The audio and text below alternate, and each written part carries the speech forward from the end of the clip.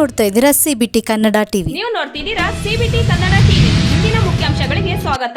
ಕೆಆರ್ಪೇಟೆ ತಿರುಪತಿ ಲಡ್ಡು ತಯಾರಿಕೆಗೆ ನಂದಿನಿ ತುಪ್ಪ, ದೇವರ ಪ್ರಸಾದಕ್ಕೆ ಬಳಕೆಯಾಗುವ ಹಾಲನ್ನು ಕಲಬೆರಕೆ ಮಾಡಬೇಡಿ. ಡಾಲು ರವಿ ಮನವಿ.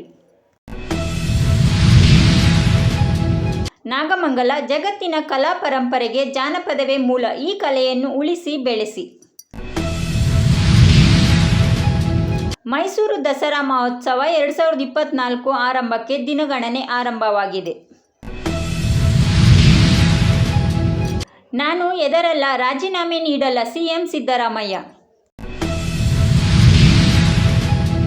ನಾಗಮಂಗಲ ಗಲಭೆ ಪ್ರಕರಣ ನೊಂದ ಬಡ ಕುಟುಂಬಗಳಿಗೆ ಬದರಿಕೊಪ್ಪಲು ಗ್ರಾಮಕ್ಕೆ ರಾಜ್ಯಾಧ್ಯಕ್ಷರಾದ ಟಿ ಕೃಷ್ಣಪ್ಪನವರು ಅಕ್ಕಿ ಚೀಲಗಳನ್ನು ವಿತರಿಸಿದರು.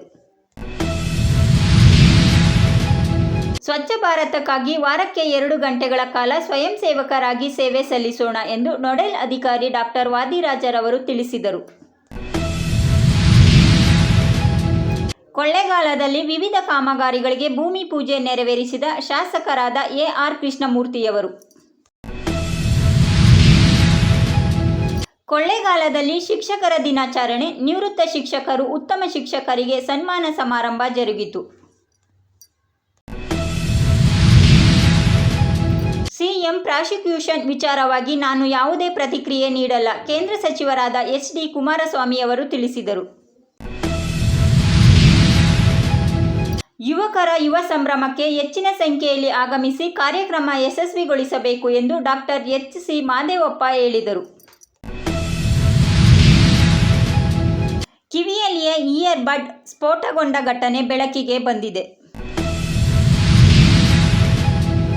ಮಂಡ್ಯ ರಾಜ್ಯ ಗುತ್ತಿಗೆದಾರರ ಸಂಘದ ಅಧ್ಯಕ್ಷ ಕೆಂಪಣ್ಣಗೆ ಶ್ರದ್ಧಾಂಜಲಿ.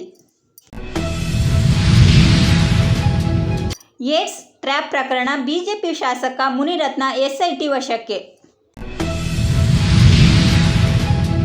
ಮಂಡ್ಯ ಸಿದ್ದರಾಮಯ್ಯ ರಾಜೀನಾಮೆಗೆ ಆಗ್ರಹಿಸಿ ಬಿಜೆಪಿ ಕಾರ್ಯಕರ್ತರಿಂದ ಪ್ರತಿಭಟನೆ.